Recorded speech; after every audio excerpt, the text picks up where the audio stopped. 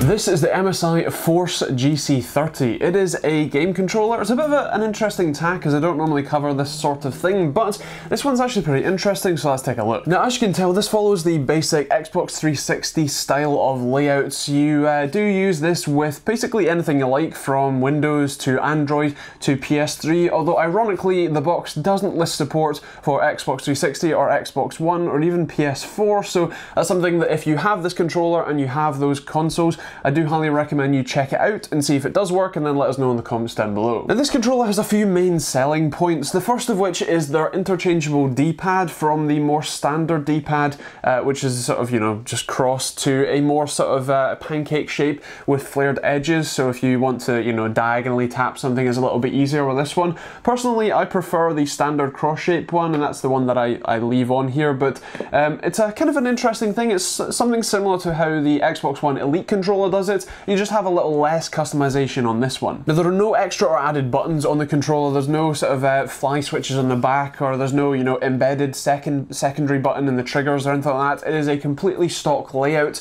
The only real options that you have available here in terms of customizability besides the D-pad is actually the mode selector button. That button allows you to cycle through a couple of its different modes. So first of all, the first one is the default mode. You also have the direct input mode, which is actually something that a lot of console players have been requesting from people like Ubisoft for Rainbow Six Siege, so that's an interesting one to have. You also have the digital mode, which allows you to change what the D-pad does, and then you have a couple of other different bits and pieces that you can take a look at if you do pick one of these up. Just as a quick mention, inside the box you get a wireless USB receiver, a micro B to micro B cable, so that you can connect this to your Android phone, assuming your phone has a micro USB, not USB Type-C, and you also get a USB Type-A to USB micro B cable as well. It's actually fairly long, so if you want to use this in wired operation you can do, or if you just want to charge it with it, then feel free to do that too. The controller actually feels pretty decent in the hands. The overall build quality feels pretty decent, although I would mention that the shoulder buttons, LB and RB, well, they are still perfectly functional. The plastic that they've used to make the actual switch that you press feels a little bit on the cheap side, and there's also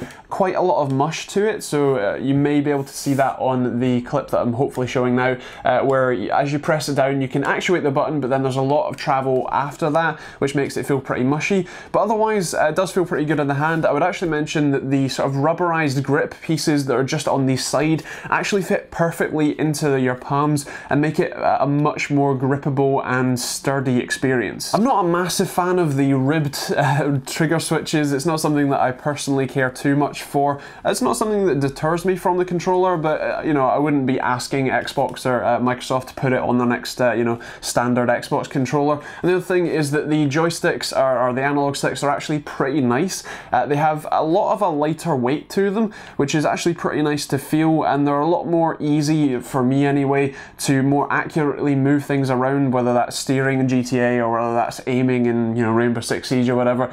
All of that is just a little bit nicer than the standard controller. And finally, the main selling point for this controller is that it's actually a pretty low price. At the time of filming right now, I think it's about £43 on Amazon, and that's a little bit on the more expensive side. I think it's meant to be somewhere in the sort of £37 range, and so at that sort of price point you're looking at a wireless controller that works out of the box, has a battery built in, you never need to replace it, you can recharge it with a micro USB cable or whatever else you fancy, and is pretty overall good feeling, fairly well built, and performs pretty nicely. When actually gaming with the controller, I felt like it was a pretty sturdy feel in the hand. The overall comfort level was nice, and those sort of rubberized grippy pads on the side are actually a very nice addition to make it a little bit more comfortable and a little bit more sticky in your hands, so that's nice to feel. Otherwise, the actual gaming experience with it was really good. I'm not someone who personally, like, you know, shoots with controllers. I'd much rather the keyboard and mouse, but if you have to, or if you're using this for, I don't know, as a second controller or something for your PS3 for example,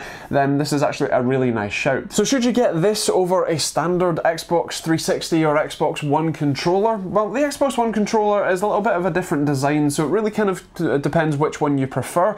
If you want a decent value controller that comes with the wireless dongle in the box and just works straight away and very easily, then this is a really nice shout. The customizable D-pad is nice too, depending on your preference, and as I said, the overall feel of it is really quite nice in the hand. Although if you do want to go the standard Xbox route, then it's still not too bad. You're obviously just going to have to buy the actual wireless dongle, or if you buy the Xbox One controllers and you can get the Bluetooth dongle or whatever, but either way you have to buy extra dongles generally speaking, so it's a nice kind of value add. So with that said, I'd love to hear your thoughts in the comments down below. Are you someone who'd be interested in picking up this controller, or is it more of a, you know, I've already got plenty of controllers, thanks, I'll just stick with the ones that I have? Let me know in the comments down below, and also let me know which one do you prefer, the Xbox style or the PlayStation style. But with that out of the way, let's take a look at scoring. For me, this is going to be a 4.5 value for money. In terms of performance, it did very well, so I'm going to go with a 5. Functionality, I'm going to go with a 4, as I'd like to see some more customizability and perhaps some extra buttons as well. It would be nice to see, especially since this is a PC controller generally speaking. And also in terms of styling, it's going to be a 4. I like the look of it. It's nothing, you know, amazingly flashy, but it's still quite cool. And in terms of the TechteamGB score, it's going to be a 4.5 and a gold award. It's a great controller. It's worth your money if you're picking one up, especially if you just want a second controller or anything, or just a nice wireless controller that's easy to use. So yeah, I'm pretty happy with it, and I hope you guys like it too. If you want to check out the controller, I'll leave a link to it in the description down below. If you want to support these videos and keep them coming out on a Monday, Wednesday, Friday, and now Saturday for tech FAQs basis, then feel free to take a look at the Patreon link in the description down below, where you can support me directly, or the Amazon and Overclockers UK affiliate links, where you can, you know, use those if you're buying stuff from those places anyway, and support me a little less directly, but still massively help me out. There will be some other videos over here for you to check out, and if you're new to the channel, feel free to hit that subscribe button too for more videos, as I said, every Monday, Wednesday, Friday. And otherwise, thank you for watching, hope you enjoyed it, and we'll see you all in the next video.